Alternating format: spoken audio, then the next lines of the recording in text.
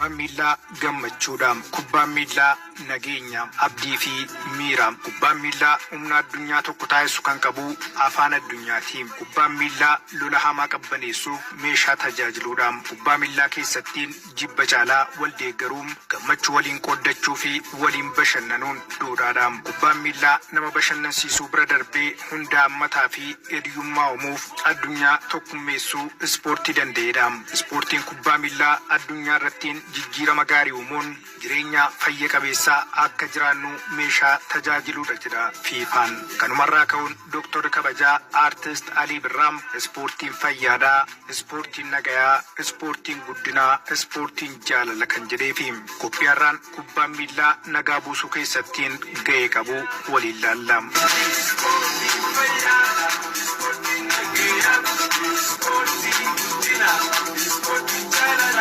Taphataan Koot d'Ivoire Diider Droogbaan humna kubbaan miilaa qabu addunyaattiin namoota mul'isan keessaa isa tokkodha. Taphataan duraanii Cheelsii fi ambaasaaddarrii hojii gaarii dhaabbata fayyaa addunyaa Diider Droogbaan taphataa kubbaa miilaa bira darbee maqaa masoo ambaasaadara nagaa jedhu nama gonfate. Bara 2005 biyya isaa Koot d'Ivoire keessattiin siyaasaa fi gosaan wal qooduun wal waraansaa waliin keessa seente. Biyyattii keessattiin wal qoqqoodiinsa uumameen nagaa dhabdee lammiileen biyyattiis dararaaf saaxilamanii. Biyyattii keessatti nagaa buusuuf biyyoonni lixaa fi dhaabbanni biyyoota gamtoomanii jaarsummaa ta'anis rakkoo ture furuun hin danda'amne. Wal waraansaa waliin biyyattii mudateef dawaa kan ta'e kubbaa miilaa ture. Ulaalli waancaa addunyaa bara 2006 goolii 3-1 Sudaan injifachuun darbuu isaanii erga mirkaneeffataniin booda Diider Droogbaan nagaa labse. Yaada miidiyaa biyyaalessaan kallattiin darbe kanaan meeshaa keessan lafa kaa'aa tokkummaan nu deeggaraa jedhe. On veut s'amuser.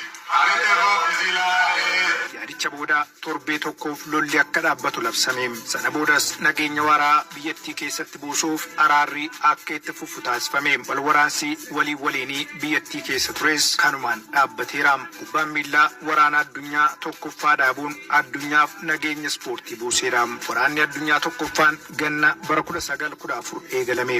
Hanga ji'a muddeettiin lola dhiiga seenaan sanaan dura argee hin beekne itti mul'ateen namoonni 10,000 lakkaaman ajjeefamaniiru. Loltoonni gama Ingilaandiin turan hanga ayyaana qilleettiin lola xumuruun mana isaaniittiin deebi'uu karoorfatanii humna guutuun lolaa turan. Garuu turtii muraasa booda karoorri isaanii fi wanti lafattiin mul'ataa jiru dugdaa garaa ta'uu hubatan. Waraanichi sadarkaa yaadame oliin itti fufuun guyyaa guyyaan loltoonni wallaansoo wal qaban addunyaa biraa uume. Gidduu kanattiin ayyaanni qillee feestii pireed gahee. Qophii duraas ayyaanichaaf mootiin Jarman Wiiliyaam lammaffaan mukkeen qillee yookiin kennaa ayyaana qillee loltootaaf erge. Loltoonnis halkan tokkottiin faaruu ayyaana qillee sirban dhaga'amuun humnoonni michuuwwanii akka deebii kennan taasifame. Yeroos hoogganaan mana amantaa kaatolikii Poop Benedikt guyyaa ayyaana bara haaraaf jecha lolli akka dhaabbatu gaafatan. Yoo xiqqaate sagaleen dhukaasaa callisuu qaba jedhan. Ta'us hooggantoonni gama lamaaniin jiran ajaja kana fudhachuudhaaf fedhii dhaban.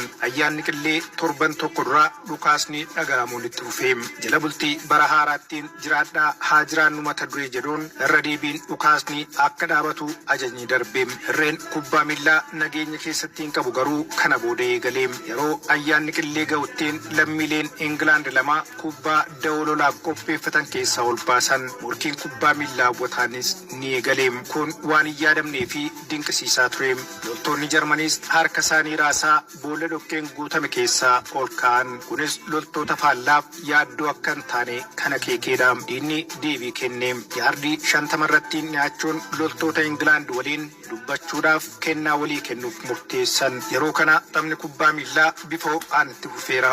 Dirree cabbiin guute kanarratti loltoonni gama lamaaniyyuu kubbaawwan waliin taphachuus eegalan. Leetanaantiin Jarman Kaart Haayimish akka jedhanittiin lammiileen Ingilaand lama kubbaa miilaa boolla keessaa baasan. Taphni kubbaa miilaa hawwataanis ni eegalame. Taatee hin yaadamne ture. Guyyoota lamaan ittaanan keessattiin iddoo garaagaraa lamattiin kubbaan miillaa haala hawwataan taphatame. Loltoonni Biriiteenis ni barreessan. Loltoonni Biriiteen diina isaanii waliin kubbaa miillaa taphatanii kennaa fi nyaatas waliif laatan. Firoota isaaniitiifis miira gaarii keessa akka jiran barreessan. Guyyaa ayyaana qillee waliigalteen dhukaasa dhaabuu taasifamuun sagaleen dhukaasaa dhabame. Mataan meeshaa waraanaas gadi gombifame. Warreen kaleessa waliif diina turan waliin ta'uudhaan hiriyoota isaanii waraana irrattiin aarsaa lubbuu kennan awwaallatan. Ta'us waliigaltee kana namoonni hedduun hin fudhanne. Adolf Hitler warra Jarmaniin kabaja Jarmaniin qabdan jedhee waliigalticha qeeqee. Lolli dhaabbatee tures guyyaa ayyaana bara haaraatiin booda itti fufe. Waliigalaan waraana addunyaa tokkoffaa bara 1914 hanga 1918 tureen namoonni miiliyoona 10 lubbuun isaanii darbeera. Qophii humna kubbaan miillaa nagaa buusuu keessatti qabu irratti fuulleffannee xumurre.